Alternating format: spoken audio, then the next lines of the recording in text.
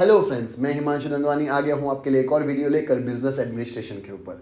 यह इस सीरीज का 8वां वीडियो है और शायद बहुत इंपॉर्टेंट वीडियो भी। इस वीडियो का टॉपिक है TQM, जिसका मतलब होता है टोटल क्वालिटी मैनेजमेंट। जी हाँ, जब एक कंपनी क्वालिटेटिव अप्रोच अडॉप्ट करती है तो उसको बोला जाता है TQM। अब आप बोलेंगे सर TQM मतलब हर एक कंपनी ही क्वालिटी अप्रोच अडॉप्ट करती है, तो इसमें अलग क्या है? जी नहीं, अलग ये है कि TQM एक फिलॉसॉफी है। TQM सिर्फ एक अप्रोच नहीं है, ये क्या है? एक फिलॉसॉफी है जहां पे हर एक डिपार्टमेंट को क्वालिटी के ऊपर एम्फोसिस देने के लिए कहा जाता है। कहने का मतलब, एक प्रोडक्ट जब बनता है तो उस प्रोडक्ट के बनने के पीछे बहुत लोगों का हाथ होता है। मतलब रॉ मटेरियल खरीदने से लेकर, रॉ मटेरियल खरीदने वाले डिपार्टमेंट से लेकर, फिनिश गुड्स को बेचने से लेकर, फिनिश गुड्स बिक जाता है उसके बाद आफ्टर सेलिंग सर्विसेज तक, हर चीज जो होती है उसमें अगर हम लोग अपना 100% देने की बात करेंगे और हमेशा जो सेंटर पॉइंट है या फोकल पॉइंट है वहां पे कस्टमर सेटिस्फेक्शन होगा, तब उसको कहा जाएगा TQM। तो TQM में 3 फिलोसॉफीज आती है या 3 अप्रोचेस आती है या 3 वेज ऑफ थिंकिंग आती है जो हम लोग इस वीडियो में समझेंगे। तो चलिए स्टार्ट करते हैं ताकि डीप में समझ में आए TQM होता क्या है, उसके सैलिएंट फीचर्स क्या हैं, या क्यों इतना इंपॉर्टेंट है, या क्यों इतना जापानीज लोग क्यों इसके ऊपर ज़्यादा फोकस करते हैं। तो चलिए स्टार्ट करते हैं TQM।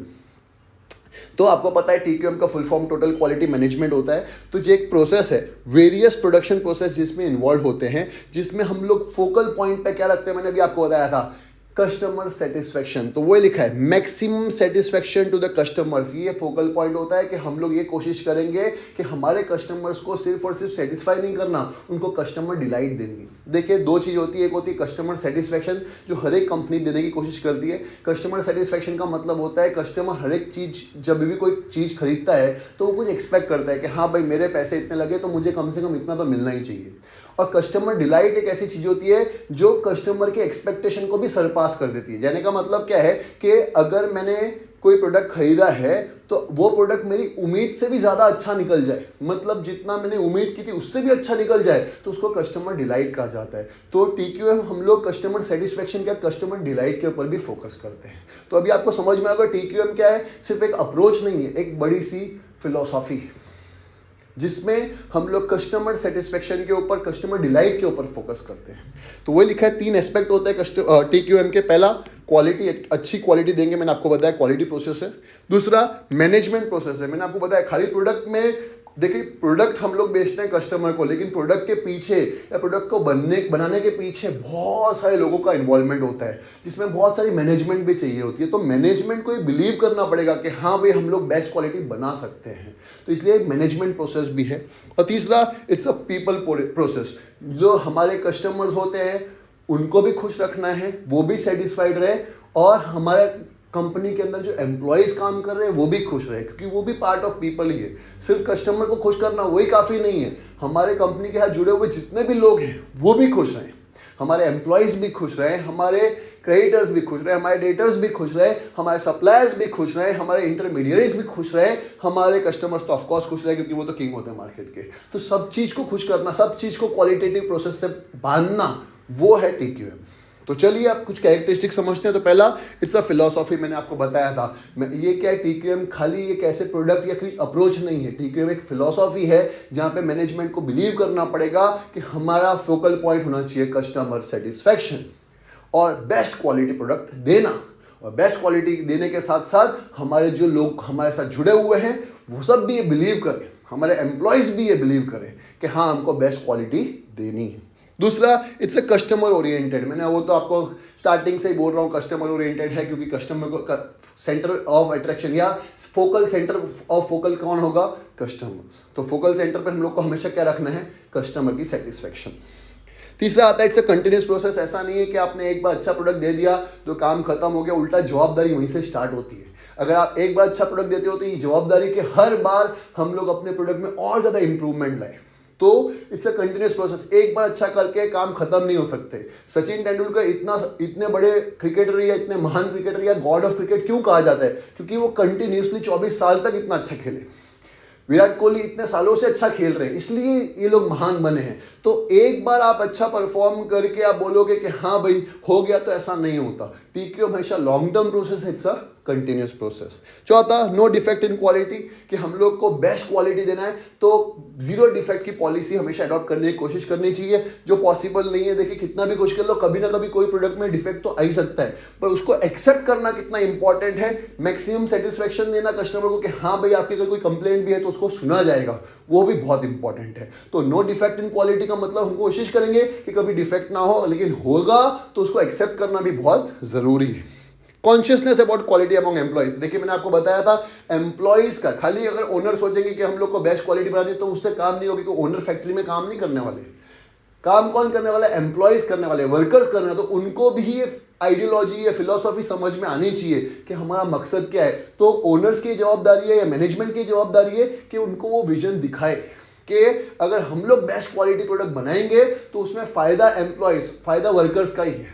क्यों? जितने ज़्यादा कस्टमर सेटिस्फाइड रहेंगे, डिलाइट खुश रहेंगे, उतने प्रोडक्ट हमारे और खरीदेंगे, और जितने प्रोडक्ट ज़्यादा खरीदेंगे हमारे, उतना डिमांड हमारी कंपनी का बढ़ेगा।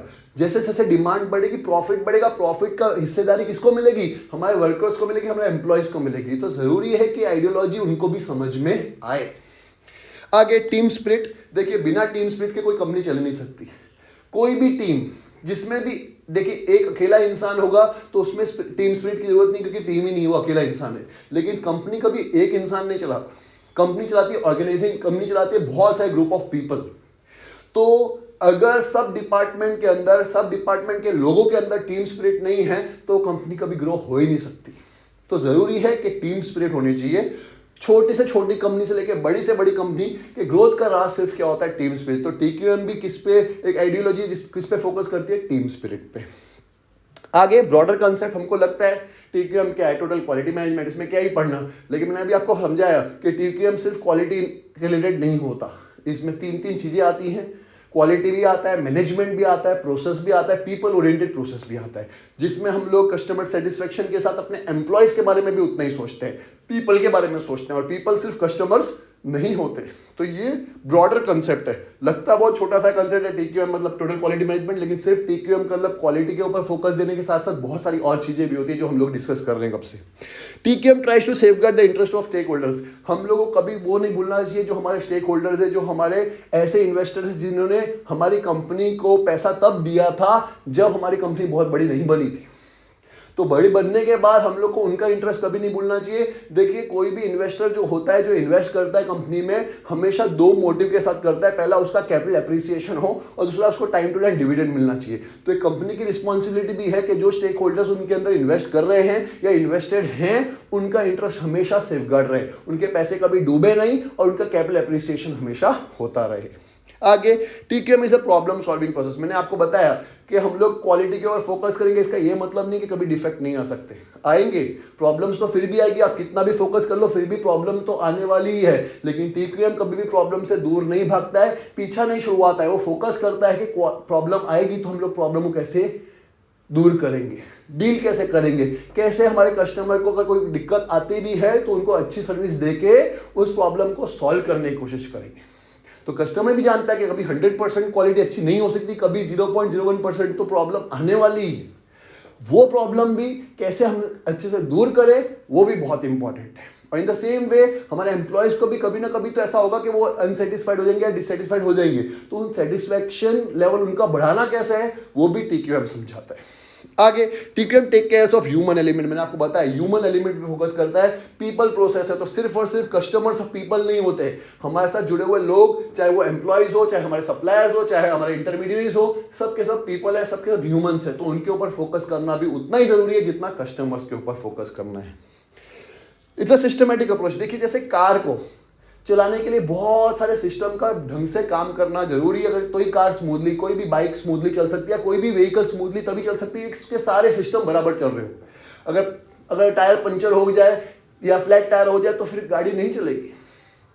इसका ये मतलब है कि अगर एक कार या बाइक या कोई भी व्हीकल स्मूथली चले, उसके पीछे बहुत सारे सिस्टम्स काम कर रहे होते हैं, उनका स्मूथली चलना जरूरी है। इन द सेम वे अपनी बॉडी, अगर हमारी बॉडी स्मूथली काम कर रही है इसका मतलब हमारे सारे लिम्स अच्छे से काम कर रहे हैं, हमारे सारे ऑर्गन्स अच्छे से काम कर रहे हैं। वैसे ही TQM भी क्या बोलता है कि पूरे बड़े सिस्टम को काम करने के लिए छोटे छोटे सारे सिस्टम अच्छे से काम करने चाहिए। तो वो लिखा हुआ है, एग्जाम्पल भी वही दिया, देखिए ध्यान से। दिस इंक्लूड्स SQC भी आ जाता है इसमें, वैल्यू इंजीनियरिंग भी आता है, क्वालिटी सर्कल्स भी आ जाते हैं। जैसे just like a motor car to run smoothly all the parts must run efficiently. क्या अगर मोटर कार को आप स्मूथली चलाने जाते हो तो उसके सारे स्पेयर पार्ट चलने चाहिए अच्छे से। वैसे ही अगर आप कंपनी को चलाना चाहते हो तो उसके सारे सिस्टम स्मूथली काम करने चाहिए।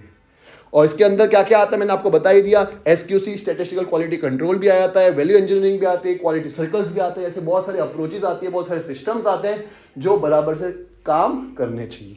और लास्ट में TQM is a triangular activity. मैंने आपको बताया 3 चीज आती है जिसके अंदर क्वालिटी, मैनेजमेंट और पीपल। हमने पहले पढ़ लिया था तो वापस से उसका रिपीटेशन हो रहा है कि TQM के अंदर 3 चीजें आती है। क्वालिटी के ऊपर भी एम्फोसिस देते हैं, मैनेजमेंट के ऊपर भी, और पीपल ओरिएंटेड प्रोसेस है। मुझे उम्मीद है आपको TQM समझ में आया होगा और एग्जाम ओरिएंटेड आप आंसर लिख पाएंगे अच्छे से। अगर आपको भी लगता है कि मेरे वीडियोस अच्छे हैं तो प्लीज इसको शेयर जरूर करिएगा अपने फ्रेंड्स के साथ। मिलते हैं नेक्स्ट वीडियो में, तब तक के लिए मेरे चैनल को सब्सक्राइब कर दीजिए, लाइक कर दीजिए और कमेंट ठोक दीजिए अगर आपको कोई भी प्रॉब्लम है तो, या कोई डाउट है तो। बाय।